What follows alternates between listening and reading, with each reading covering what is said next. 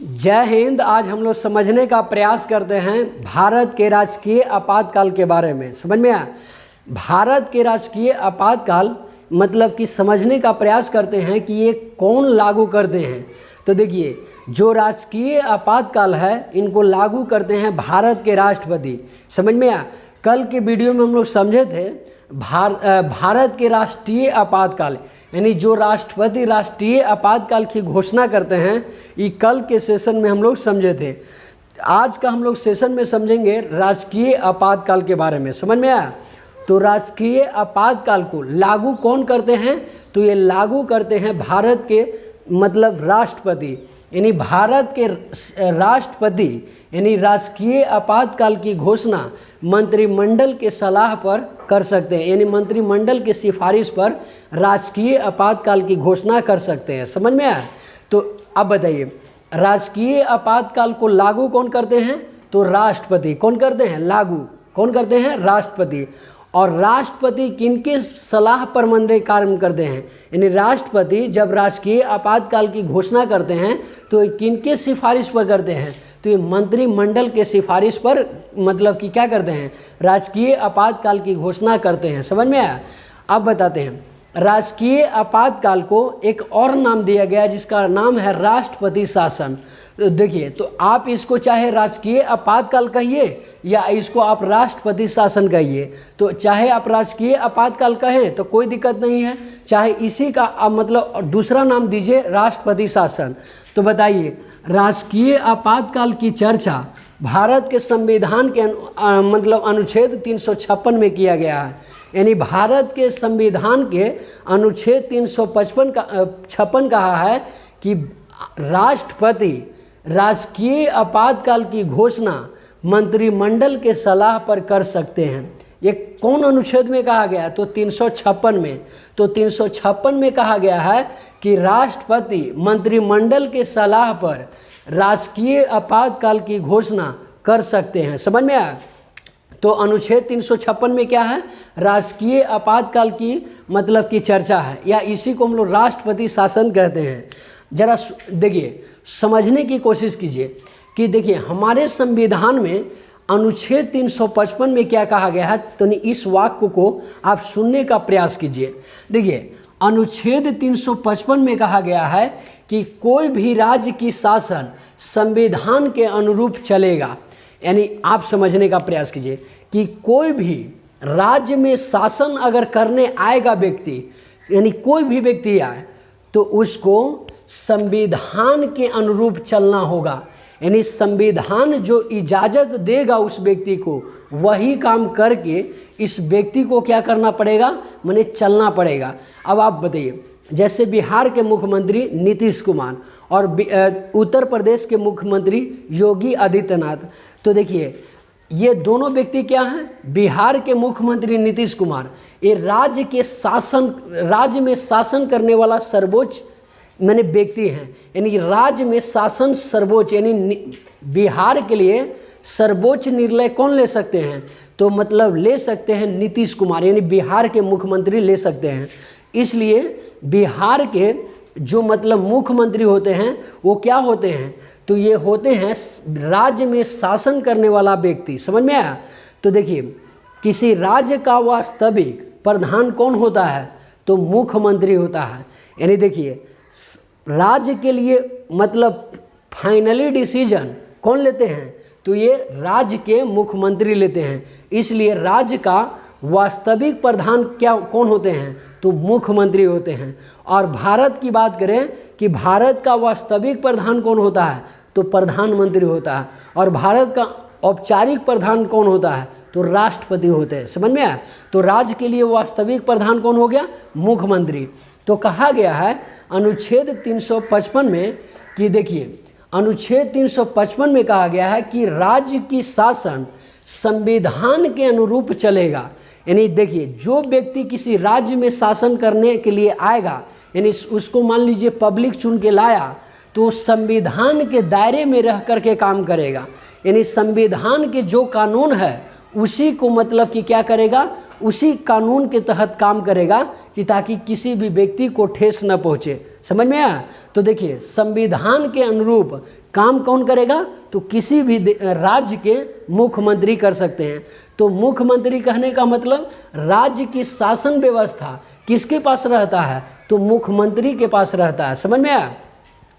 अब देखिए यदि ऐसा मान लीजिए कि यदि ऐसा राज्य में बहुमत वाली सरकार, देखिए अगर ऐसा राज्य में बहुमत वाली सरकार अगर नहीं करता है तो उन्हें क्या किया जा सकता है? उन्हें किसी भी कानून के तहत इसे खारिज किया जा सकता है। यानी देखिए जो मतलब संविधान को अगर ना मान करके अगर अनर्गल मतलब कानून बना देगा तो उसे तुरंत क्या किया जाएगा? उसे तुरंत मतलब कि इस्तीफा दिया जाएगा। इस्तीफा दिया जाएगा किन को? यानी जो राज्य में शासन करते हैं यानी मुख्यमंत्री को। अगर संविधान के अनुकूल काम नहीं किए तो इन्हें इस्तीफा देना पड़ेगा या इन्हें क्या किया जाएगा? इन्हें तुरंत मतलब कि इन्हें त्याग पत्र देना पड़ेगा। समझ में आया? ये किनके मतलब कहने पर? तो ये दे सकते हैं मतलब राष्ट्रपति जब राज्यपाल को कहते हैं तो ये क्या करेंगे कि अपना माने तुरंत मतलब कि त्याग पत्र किनको दे देते हैं? तो ये दे देंगे राज्यपाल को दे देते हैं। मुख्यमंत्री की बात करें तो समझ में आया? तो देखिए किसी भी राज्य में वो व्यक्ति शासन करेगा जिसके पास बहुमत वाली सरकार हो। अब मान लीजिए कि आप अगर बिहार के लिए चुनाव लड़ रहे हैं और बिहार के चुनाव में अलग अलग दल से चुनाव लड़ने वाला व्यक्ति होता है कि नहीं होता है? चाहे वो जेडीयू हो, आरजेडी हो, है ना, जनता दल यूनाइटेड या जो पार्टियां हैं, या मान लीजिए कि जन अधिकार पार्टी है जो पप्पू यादव का पार्टी है ना, या अलग अलग जैसे ये मतलब कि एक बीएसपी सब है। तो जितना भी है माने तो ये टोटल पार्टियां चुनाव क्या करती है? माने अलग अलग राज्यों में लड़ती है कि नहीं लड़ती है? तो कहा गया है कि सब पार्टी चुनाव लड़ता है किसी भी राज्य में, जिस पार्टी का बहुमत अगर मतलब कि बहुमत मिला है वही किसी भी राज्य में शासन करेगा। अगर बहुमत वाली जिसका सरकार मतलब बहुमत जिस मतलब कि पार्टी को मिला है वही पार्टी किसी भी राज्य में शासन करेगा। जिस पार्टी को बहुमत नहीं मिला है वो कभी भी उस राज्य में मतलब शासन नहीं करेगा। तो भारत के संविधान में कहा गया है अनुच्छेद 355 में कि किसी भी राज्य में बहुमत वाली सरकार ही शासन करेगी। अगर बहुमत जिसका नहीं रहेगा वो सरकार कभी शासन नहीं कर सकती है। जिसका बहुमत रहेगा वही सरकार क्या करेगा? किसी भी राज्य में शासन करेगा। चाहे आप एक दल का पार्टी बनाएं या मतलब कि गठबंधन का पार्टी बनाएं या किसी भी, मान लीजिए कि 4 पार्टियां हैं और चारों पार्टी में से कोई को मतलब पूर्ण बहुमत मिलवे नहीं किया, तो क्या कर सकते हैं कि सभी पार्टियां यानी किसी को एक को विपक्ष में या दूसरे को विपक्ष में रख करके ये टोटल पार्टियां क्या करेगी कि जिसका मान लीजिए कि 16 सीट मिला और इधर में 15 सीट मिला तो 15 और 16 दोनों को मिला देंगे।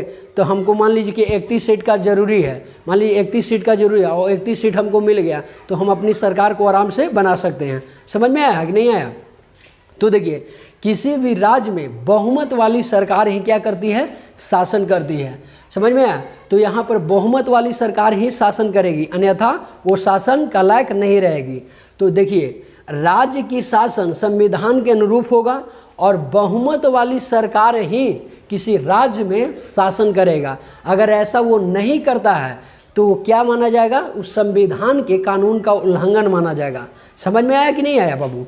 तो अब समझते हैं ऐसा नहीं होगा तो क्या होगा? यहाँ पर संविधान यानी संविधान के कानून को उल्लंघन होगा। समझ में आया?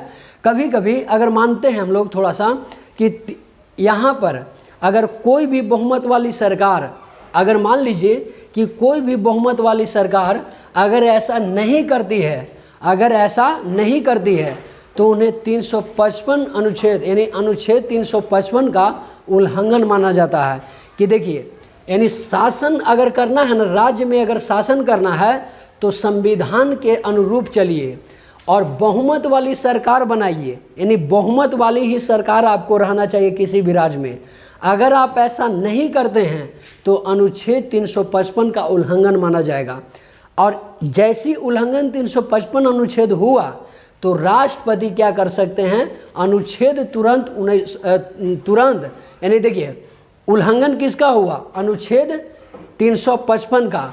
तो जैसे ये 355 उल्लंघन हुआ तो इंतजार करता है 356। राष्ट्रपति इंतजार करते हैं, अरे कौन कराया है 355 अनुच्छेद का उल्लंघन? तो कहेगा कि राज्य में जो शासन प्रणाली चला रहा था मुख्यमंत्री, वही इसका क्या किया है, उल्लंघन किया है, यानी सही तौर पर इसका काम नहीं हो रहा है। तो क्या करता है कि तुरंत, यानी जैसे 355 का उल्लंघन पर मुख्यमंत्री करते हैं तो राष्ट्रपति तुरंत ही क्या करते हैं, मंत्रिमंडल के सलाह पर अनुच्छेद 356 का प्रयोग करते हैं, जिसको हम लोग क्या कहते हैं, राजकीय आपातकाल कहते हैं। समझ में आया कि नहीं आया बाबू? अब समझते हैं। देखिए अनुच्छेद 365, अनुच्छेद 365 में कहा गया है कि प्रत्येक राज्य केंद्र के दिशा निर्देश में काम करेगी। अब आप बताइए 365 में क्या कहा गया है? तो प्रत्येक राज्य, यानी प्रत्येक राज्य केंद्र सरकार के दिशा और निर्देश पर काम करेगी। अगर केंद्र सरकार मतलब कि अगर आपको मतलब कुछ मतलब दिशा निर्देश दे रही है, या मान लीजिए कि कुछ दिशा निर्देश जो आपके राज्य के लिए भलाई के लिए अच्छा हो, आपके राज्य के अच्छाई के लिए हो, तो केंद्र सरकार की बात को राज्य, किसी भी राज्य को मानना पड़ता है। समझ में आया? तो अनुच्छेद देखिए, अनुच्छेद 365 में क्या कहा गया है कि अनुच्छेद 365 में कहा गया है कि प्रत्येक राज्य केंद्र के दिशा निर्देश पर काम करेगा। यानी देखिए, जब कोई केंद्र सरकार ऐसा कानून बना दे जो हमारे देश के लिए अच्छा हो, तो उस, मान लीजिए कि हमारे अभी वर्तमान प्रधानमंत्री कौन है, तो श्री नरेंद्र मोदी जी हैं। नरेंद्र मोदी जी पूरे भारत के लिए अगर मान लीजिए कुछ ऐसा कानून बना दे और पूरे भारत में लागू कराना हो, तो मान लीजिए कि आया, झारखंड में आया, मोदी जी का कानून झारखंड में आया और वहाँ के जो राज्य सरकार है उनसे परमिशन मांगे कौन, मोदी जी, यानी केंद्र सरकार मांगे कि हमको इस राज्य में ये कानून को लागू करने दीजिए। तो अगर मान लीजिए कि उस राज्य के जो मुख्यमंत्री है, जैसे अभी झारखंड के मुख्यमंत्री कौन है, हेमंत सोरेन से, तो हेमंत सोरेन तुरंत क्या करेंगे, इनको कहेंगे कि नहीं, ये कानून हम अपने राज्य में लागू नहीं होने देंगे। बिहार में आए तो कहें कि हम बिहार में ये कानून को लागू कराएंगे। नीतीश कुमार कहें कि हमहू नहीं लागू होने। तो अगर ऐसा करता है तो क्या करेंगे, तुरंत केंद्र सरकार अनुच्छेद 356 के तहत, अनुच्छेद 356 के तहत राष्ट्रपति को कह सकते हैं कि आप राजकीय आपातकाल की घोषणा उस राज्य में कर दीजिए। क्यों? क्योंकि हमारा दिशा निर्देश का उल्लंघन हो रहा है, यानी जो हम कानून उस राज्य में लागू करवाना चाह रहे हैं वो राज्य लागू नहीं होने दे रहा, इसलिए वो हमारा क्या है, दिशा निर्देश का उल्लंघन है। इसलिए आप क्या कर सकते हैं, तुरंत राजकीय आपातकाल की घोषणा आप करिए। तो मंत्रिमंडल के सलाह पर, जैसी मतलब कि यहाँ पर किसी राज्य अगर केंद्र सरकार का दिशा निर्देश का फॉलो नहीं किया तो यहाँ पर राष्ट्रपति राजकीय आपातकाल की घोषणा अनुच्छेद 356 के तहत कर सकते हैं। समझ में आया कि नहीं आया बाबू? तो अनुच्छेद 356 के तहत क्या कर सकते हैं, राजकीय आपातकाल की घोषणा कौन कर सकते हैं, तो ये कर सकते हैं यहाँ पर राष्ट्रपति। समझ में आया? तो देखिए, किसी भी राज्य को, अनुच्छेद 365 में क्या कहा गया है कि किसी भी राज्य को, यानी प्रत्येक राज्य को राज्य के केंद्र और दिशा निर्देश पर काम करना पड़ेगा। यानी किसी भी राज्य, जो भी राज्य होंगे वो केंद्र के दिशा निर्देश पर काम करेगा, यानी इसका पालन करेगा। जैसे आपको देखिए, मोदी जी 2019 में डीमोनेटाइजेशन किए। डीमोनेटाइजेशन का मतलब होता है नोटबंदी। नोटबंदी किए थे तो आप लोग को याद है ना कि आप लोग लाइन में जा के अपने पैसा, यानी पुराने नोट को जा करके बैंकों में एक्सचेंज कराते थे और घंटों आप लाइन में बैंक में लगे रहते थे कि हमारे 2000 पैसवा कैसे एक्सचेंज हो जाएगा, 1000 पैसवा कैसे एक्सचेंज हो जाएगा। और आप गरीब आदमी जा करके पसीना पोंछता था ससुरा कहाँ पर, तो वो पसीना पोंछता था धूप में जा करके, यानी धूप में मतलब जो हमारे भारतीय गरीब थे, गरीब लोग बेचारा जा करके धूप में पसीना पोंछ रहा है, और जो अमीर आदमी है उस ससुरा 2 पैसा दे करके बैंकवा को क्या कर दिया, पूरे पैसवा को एक्सचेंज करा दिया। समझ में आया? तो आप इसको समझिए कि जैसे मोदी जी, यानी केंद्र सरकार, यानी डीमोनेटाइजेशन किया था, यानी नोटबंदी किया था, और नोटबंदी जैसे ही हुआ तो गरीब आदमी को लाइन में खड़ा करवा दिए थे कौन? मोदी जी। आज याद कीजिए नोटबंदी को, याद कर रहे हैं कि नहीं कर रहे हैं? तो नोटबंदी ये पूरे भारत में लागू हुआ था कि नहीं हुआ था? कोई राज्य इसको कहा कि हमारे राज्य में नोटबंदी नहीं होगा, यानी नोटबंदी हम ना करेंगे, हमारे में यही चलेगा, कहे हैं? नहीं ना कहे हैं। तो समझिए कि जो केंद्र सरकार अगर फैसला लेती है तो उस राज्य को मानना पड़ता है जो देश के लिए अच्छा हो। समझ में आया? तो देखिए जो केंद्र सरकार का निर्णय होता है वो सब के लिए क्या होता है? सर्वोच्च होता है। कोई भी राज्य इनको नहीं कर सकता है कि ये राज्य में नोट नहीं चलेगा, ये पुरनके चलाएंगे हम लोग, कोई ऐसा कहा? नहीं कहा। तो जैसे नोटबंदी का मामला कभी भी कोई बोला? नहीं ना बोला, कोई नहीं बोला। कोई राज्य ऐंठ-झूठ किया? झारखंडों में भी नया नोट चला, बिहारों में नया नोट चला, उत्तर प्रदेश में चला, है कि नहीं? आंध्र प्रदेश में चला, मध्य प्रदेश में चला, महाराष्ट्र में चला, दिल्ली में चला, पंजाब में चला, हरियाणा में चला, है ना, चंडीगढ़ में चला। भारत के जो 2800 राज्य है इस कानून को, यानी जो नोटबंदी का कानून लाए थे मोदी जी, और नोटबंदी में सब के लिए क्या किया? यानी सब के लिए नोटें एक्सचेंज करवा दिया। क्या कोई राज्य ने विरोध किया इसका? नहीं किया। अगर ऐसा करता तो राष्ट्रपति 356 के तहत राजकीय आपातकाल की घोषणा आराम से कर देते। यानी वहाँ पर क्या हो जाता? यानी वहाँ पर राष्ट्रपति शासन लग जाता, वहाँ पर सैनिक का वर्चस्व हो जाता। समझ में आया कि नहीं आया? तो जैसे नोटबंदी का फैसला कोई चाँव-चूँ किया, कोई राजा ऐंठ-झूठ किया, मोदी जी यहाँ पर कोई अगर करता ना तो सीधे मंत्रिमंडल सलाह किनको दे देता? तो राष्ट्रपति को।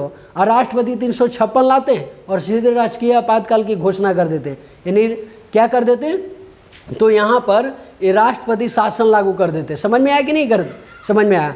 तो देखिए जैसे नोटबंदी का फैसला कोई भी विरोध नहीं करने आया, जो मतलब कि कहा गया कि हम नोटबंदी कर रहा है, तो न बिहार विरोध किया इसका, न झारखंड विरोध किया, न उत्तर प्रदेश किया, न मध्य प्रदेश किया, न तेलंगाना किया, न उड़ीसा किया, कोई भी किया, न बंगाल किया, है ना, न मतलब कि न छत्तीसगढ़ किया, है ना, न महाराष्ट्र किया, न राजस्थान किया, है ना, न अरुणाचल प्रदेश किया, न असम, न मेघालय, यानी कोई भी नहीं। क्या नहीं किया? तो कोई भी इसका विरोध नहीं किया। समझ में आया? अगर इसका विरोध होता तो यहाँ पर अलग अलग राज्यों में नोटबंदी तो रहवे नहीं करता, पुराने नोट चलता, तो कोई भी विरोध नहीं किया। ये बनाया हुआ कानून किसका था? तो केंद्र सरकार के। तो केंद्र सरकार के दिशा निर्देश पर कौन चलेगा? राज्य सरकार। अगर नहीं चलेगा तो राष्ट्रपति क्या कर सकते हैं? राजकीय आपातकाल की घोषणा अनुच्छेद 356 के तहत कर सकते हैं। समझ में आया कि नहीं आया बाबू? तो कोई दिक्कत? उसके बाद दूसरा कानून मोदी जी लाए, जीएसटी, गुड सर्विसेज टैक्स इसको कहते हैं, यानी जीएसटी लाए और जीएसटी को भी पूरे भारत में लागू करवा दिए। क्या कोई मतलब राज्य विरोध इसका किया? नहीं किया।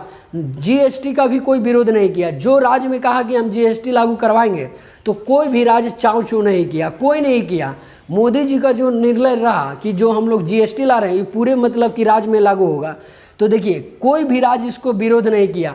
सब राज्य केंद्र सरकार के दिशा निर्देश को फॉलो करते हैं, क्योंकि जानते हैं सबसे ज़्यादा पावरफुल कौन होता है? तो केंद्र सरकार होता है। इसलिए भारत के लिए सब फैसला कौन लेते हैं? तो केंद्र सरकार लेते हैं। इसलिए भारत के वास्तविक प्रधान किसको कहा गया है? तो प्रधानमंत्री को कहा गया है। समझ में आया कि नहीं आया? यानी देखिए राज्य के टोटल पावर किसके पास रहता है? तो केंद्र के पास रहता है। थोड़ा बहुत मायने में राज्यों को पावर है, लेकिन उतना पावर नहीं है। मतलब कि वास्तविक पावर किसके पास है?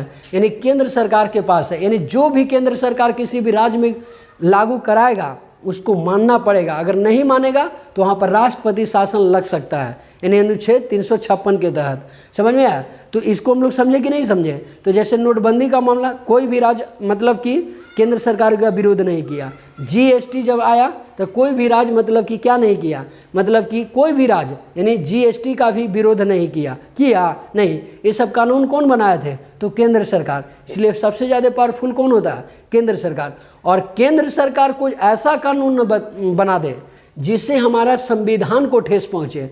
अगर कोई सरकार मान लीजिए कि हमारा संविधान को अगर ठेस पहुँचाने के लिए कोई उल्टा पल्टा कानून बना दिया तो उसे तुरंत सुप्रीम कोर्ट क्या कर सकता है? खारिज कर सकता है। समझ में आया कि नहीं आया बाबू? तो सुप्रीम कोर्ट कैसे खारिज करता है? तो किसी भी मतलब सुप्रीम कोर्ट जब होता है ना, तब मान लीजिए कि कोई भी कानून अगर गलत बना दिया केंद्र सरकार तो उसको सुप्रीम कोर्ट के जो मुख्य न्यायाधीश होते हैं तुरंत इसको क्या कर सकते हैं, इनको तुरंत मतलब इनको तुरंत खारिज करने के लिए वहाँ पर उपस्थित रहते हैं। समझ में आया? तो टोटल विवाद को अगर कोई केंद्र सरकार अगर गलत तरीका से उपयोग करता है तो इसको कौन खारिज करेगा, तो इसको खारिज करेगा मतलब कि कौन, तो सुप्रीम कोर्ट। अगर मान लीजिए कि कोई राज्य सरकार अगर गलत कानून बनाता है तो उसको खारिज कौन करेगा, तो हाई कोर्ट करेगा। समझ में आया? अब समझेंगे कि जब कोई राज्य में अनुच्छेद अगर 355, देखिए जब कोई राज्य अनुच्छेद 355 और अनुच्छेद 365 का उल्लंघन करता है तो वहाँ पर तुरंत राष्ट्रपति मंत्रिमंडल के सलाह पर क्या कर सकते हैं, तुरंत वहाँ पर राष्ट्रपति राजकीय आपातकाल की घोषणा कर सकते हैं। यानी राजकीय आपातकाल की घोषणा अनुच्छेद 356 के तहत आराम से कौन कर सकते हैं, तो राष्ट्रपति कर सकते हैं। समझ में आया बाबू? कोई दिक्कत नहीं ना है? तो देखिए यहाँ पर समझने का प्रयास कीजिएगा कि जब कोई राज्य में अनुच्छेद 355 अनुच्छेद 365 का अगर उल्लंघन करता है तो राष्ट्रपति मंत्रिमंडल की सिफारिश पर क्या कर सकते हैं, राजकीय आपातकाल की घोषणा राष्ट्रपति कर सकते हैं। समझ में आया? राजकीय आपातकाल को लगाने के लिए संसद के दोनों सदनों का अनुमोदन मिलना जरूरी है। अगर मान लीजिए कि संसद देखिए राष्ट्रपति अपने मन से थोड़ी मतलब कि राजकीय आपातकाल की घोषणा करेंगे ना करेंगे, तो नहीं, ऐसा नहीं करते। अब मान लीजिए कि कभी राष्ट्रपति को मन किया कि हम क्या करेंगे, राजकीय आपातकाल की घोषणा करेंगे, तो थोड़ी ना उसे होता है, ऐसा नहीं होता। राजकीय आपातकाल की घोषणा करने के लिए कुछ शर्त है। अब आप इस शर्त को समझिए। देखिए संसद के दोनों सदनों से इन्हें अनुमोदन मिलना चाहिए। अनुमोदन का मतलब अनुमति मिलना चाहिए। अगर मान लीजिए कि कोई संसद अगर इनको मतलब अनुमोदन नहीं देता है या अनुमोदित नहीं करता है तो कभी भी राष्ट्रपति मतलब कि राजकीय आपातकाल की घोषणा नहीं करते हैं। समझ में आया कि नहीं है? तो राष्ट्रपति यानी संसद के दोनों सदनों को अनुमोदन जब मिल जाएगा तभी राजकीय आपातकाल की घोषणा राष्ट्रपति कर सकते हैं।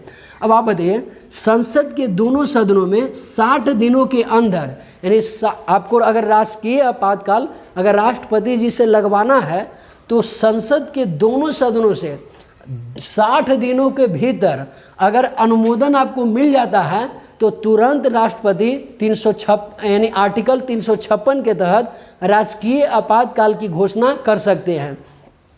अनुमोदन 60 दिनों में मिलना चाहिए। किनको? राष्ट्रपति जी को। अगर संसद के दोनों सदन 60 दिनों के भीतर अगर अनुमोदन दे दिया है यानी अनुमोदन दे दिया है तो राष्ट्रपति 356 का प्रयोग करके आर्टिकल 356 का प्रयोग करके राजकीय आपातकाल की घोषणा कर सकते हैं। समझ में आया? अगर मान लीजिए कि राजकीय आपातकाल जैसे ही मतलब कि लगाना है तो संसद के दोनों सदनों का अनुमति मिल गया 60 दिन के भीतर। अगर राज्यसभा मान लीजिए कि उस कंडीशन में राज्यसभा वहाँ पर अनुमोदन कर दिया है यानी राज्यसभा के सभी मंत्री क्या कर दिए हैं कि राष्ट्रपति को मतलब कि कह दिए कि नहीं राष्ट्रपति जी क्या होना चाहिए यानी राजकीय आपातकाल उस राज्य में लगना चाहिए। अगर किसी भी राज्य में राजकीय आपातकाल लगाने के लिए अगर मान लीजिए कि राज्यसभा अनुमोदन कर दिया है और लोकसभा अनुमोदन से पहला ही भंग है तो जब नई लोकसभा आएगी ना तो उन्हें 30 दिनों के भीतर यानी तुरंत क्या करना पड़ेगा, अनुमोदन देना पड़ेगा। अगर अनुमोदन नहीं देता है तो वहाँ पर क्या होगा यानी राष्ट्रीय आपातकाल स्वतः ही समाप्त कर दिया जाएगा। तो समझ में आया कि नहीं आया? देखिए जब राज्यसभा यानी अनुमोदन कर दिया है और लोकसभा अनुमोदन से पहले अगर भंग है तो जो नई लोकसभा आएगी वो 30 दिनों के भीतर क्या करेगी, वो तुरंत तुरंत 30 दिनों के भीतर यानी अनुमोदन करेगी। अगर ऐसा नहीं करती है तो राजकीय आपातकाल को राष्ट्रपति स्वतः ही समाप्त कर सकते हैं यानी स्वतः ही समाप्त हो जाएगा। समझ में आया कि नहीं आया? तो 30 दिनों के भीतर इनको अनुमोदन मिलना है यानी ऐसा नहीं होगा तो राष्ट्रपति इसको क्या करेंगे, तुरंत राष्ट्रीय आपातकाल को ख़त्म कर देंगे। समझ में आया? तो देखिए कभी आप ये समझिए, राजकीय आपातकाल को यानी राजकीय आपातकाल को अगर संसद के दोनों सदनों से अगर अनुमोदन मिल जाता है तो अनुमोदन मिलने के बाद इन्हें 6 महीना करके राजकीय आपातकाल यानी 6 महीना तक राजकीय आपात लागू रहेगा। यानी देखिए, जब लोकसभा और राज्यसभा अनुमोदन कर दिया है तो राजकीय आपातकाल को 6 महीना तक लगाया जा सकता है। समझ में आया? उसके बाद फिर अगर मंत्रिमंडल का सिफारिश आएगा तो फिर जैसे ही आएगा ना, और फिर अगर लोकसभा और राज्यसभा दोनों अनुमोदन कर दिया है तो इसे 6 महीना कर करके इनको मतलब कि कई सालों तक बढ़ाया जा सकता है। जैसे आप समझिए, जम्मू कश्मीर में राष्ट्रपति शासन 5 सालों तक लगा था, तनी मनी नहीं, 5 सालों तक राष्ट्रपति शासन। जम्मू कश्मीर में सबसे ज़्यादा राष्ट्रपति शासन का प्रयोग होने वाला भारत का पहला राज्य है जम्मू कश्मीर। जम्मू कश्मीर में बाबू शुरुआती समय से राष्ट्रपति शासन लागू रहा है। समझ में आया? तो राष्ट्रपति जब शासन लागू रहता है ना तो वहाँ पर कोई मंत्री नेता का वर्चस्व नहीं होता, वहाँ पर पूरा पावर किसके पास होता है? तो पूरा पावर यानी होता है राज्यपाल के मतलब ऊपर। समझ में आया? राज्यपाल यानी किसके अधीन रहता है? तो राष्ट्रपति के अधीन रहता है। अगले नेक्स्ट वीडियो में हम लोग वित्तीय आपातकाल के बारे में चर्चा करेंगे। तब तक अगले नेक्स्ट वीडियो में कल मिलेंगे। तब तक के लिए जय हिंद, जय भारत।